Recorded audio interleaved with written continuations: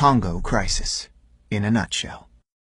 Since 1996, over 6 million people have died in the Democratic Republic of the Congo, so that we, in the Western world, can benefit from its resources.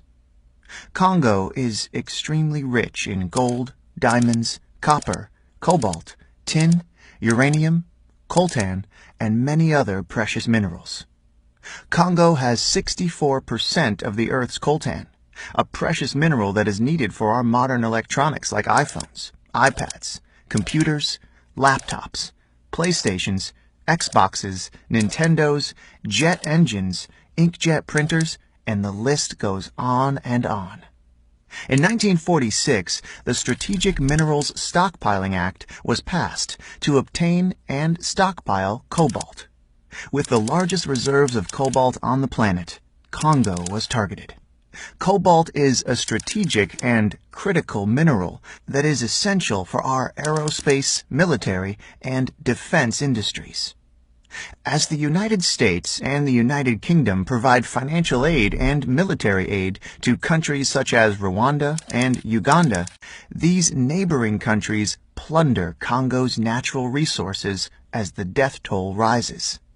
In 4 studies, the United Nations implicated multinational companies in sourcing coltan from Congo, stating that these companies serve as the engine of the conflict in the DRC. As the world benefits from Congo's riches, Congolese men, women, and children continue to be raped, tortured, starved, displaced, and killed. In 2010, a leaked United Nations report cited crimes of genocide may have been committed by the Rwandan troops. There is very little media coverage on what is actually happening in Congo.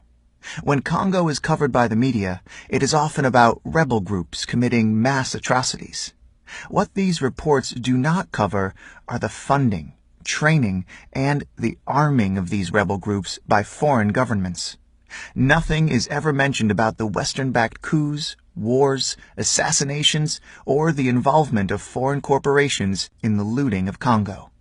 48 women are raped every hour. Millions are displaced.